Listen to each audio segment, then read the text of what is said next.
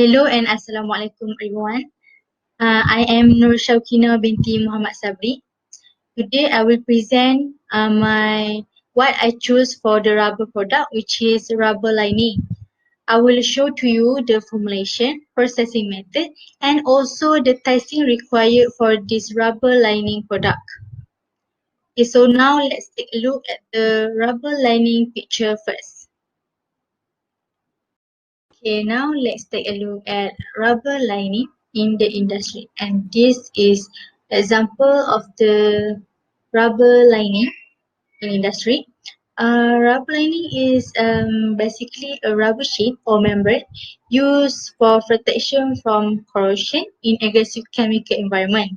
There are several rubber lining applications, some of which include resistant to acid, chemicals and alkali, abrasion resistant and also infect protection. Okay, now I will show you the formulation used for this rubber lining product. And this slide will show you the material and the ingredients used for this product with the PHR. Okay, the ingredient is natural rubber, carbon black, antioxidant, barium sulfate, oil which is aromatic rubber process oil, anti-degradant, accelerator, and also sulfur. And this slide also show you the PHR that's suitable used for this product. And later I will show you the function every one of the ingredient. This slide shows you the material functions of all the material used for this product. Okay, natural rubber. Soft and hard natural rubber linings are suitable for handling most inorganic chemicals, with the exception of strong oxidizing agents such as chromic and nitric acid. Natural rubber linings are also suitable for handling hydrochloric acid. Natural rubber is also resistant to most inorganic fluids, including alcohol and most ester. Then, carbon black is mainly used as a reinforcing filler in tires and other rubber products like rubber lining. Specialty grades are used as black color pigment in plastic, paints and ink, as well as the filler to impart electrical conductivity to polymers for electrostatic, dissipative and conductive application. Then the antioxidant are customarily used in elastomer compounds to enhance the service life of vulcanized enduring high temperature, but proper selection and dosage of the antioxidant is critical to obtain maximum beneficial effect. Then we will talk about the barium sulfate. This is the filler in the dye stuff and paint industry in the rubber industry. This filler has little pigmenting power and a color which range from white to pale brown. It does not affect curing in rubber compounds. It also used in acid-resistant rubber compounds and also used to obtain X-ray opaque material, which is aromatic rubber process oil. Rubber process oil is a mixture of paraffinic, naphthenic, and aromatic compounds of wide distribution of molecular weight. Rubber process oil is used in the rubber industry to enhance the processability of rubbers and rubber compounds and also increase the bulk of rubber so as to lower the price. Next ingredient is anti-degradant, which is the rubber compounding ingredient that are added to a rubber compound to protect the vulcanized from oxidative attack. An anti-degradant can also function as an antioxidant and also antioxidant. Then accelerator is the chemical that added into a rubber compound to increase the speed of the vulcanization and to permit vulcanization to proceed at lower temperature and with greater efficiency. And then sulfur. Sulfur is the mineral sulfur is a widely used ingredient to form cross-link between the rubber chains in the vulcanization process. During compounding, a high elastic state of sulfur at temperature between 40 degrees Celsius and 70 degrees Celsius promotes elongation of its particle and lets breaking these thin and weak needles into pieces. And all of this is the major function of the method that used for this rubber lining product. This is the processing method for this rubber lining product. At first, we have to do the preparation of raw material. The raw material shall be purchased from reputed agencies or authorized stockists. Random check shall be carried out by in-house facility. Procurement of quality raw material is very important for achieving quality sheets to meet physical and chemical properties. And then the next step is rubber mixing and also sheet drawing. Raw rubber Raw rubber should be pre-warmed properly and kept separately before mixing with the ingredients. Necessary batch should be kept separately after weighing. Pre-warmed raw rubber and chemicals should be mixed in a roller mill. Master batch should be kept separately so that accelerator can be added before sheeting.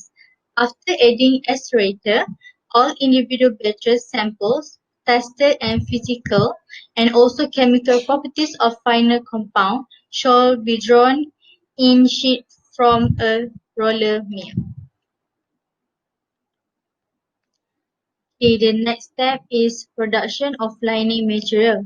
The thickness tolerance of nominal dimensions of the rubber sheet shall be at least plus minus 10%. The sheet should be free from blisters, imperfections, which will affect the quality of the lining. The physical properties should be checked before sheeting to ensure the requirement to meet the duty condition. The thickness of the sheet should be uniformly maintained. Unvulcanized sheet sample should be vulcanized by keeping it in the autoclave to find the hardness before going for mass production. The next step is cold bonding lining process. Raw material used for rubber linings such as natural rubber, carbon black and chemicals will be checked for specific gravity and purity. After that, the rubber and chemicals are mixed in the mixing mill. The fifth step is sheet preparation. The sheets of suitable thickness are drawn from the machine with gather cloth as liner will be wrapped on the paper core according to the thickness. The wrapped sheets are then placed on a stand. The second last step, which is very important step, which is vulcanization. The sheets are then placed in an autoclave for vulcanization process. It is suggested to carry out the vulcanization in stage-wise in the autoclave.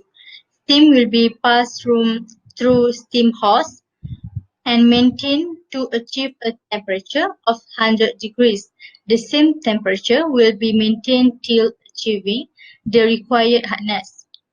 Once the process of vulcanization is complete, the sheets are unwrapped and are allowed to dry. Okay, the last step, last but not least, is the testing and the inspection. The rubber lining products are sent for testing.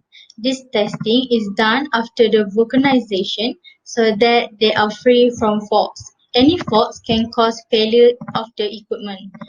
In complete daylight, visual inspection is done to check the mechanical damage such as blister and pull joints. Later, I will talk to you and we will discuss about the testing required for this product. Okay, now we will discussing about the testing required for this rubber lining product. The first testing is tensile test. tensile testing, which is a way of determining how something will react when it is pulled apart, when a force is applied in tension.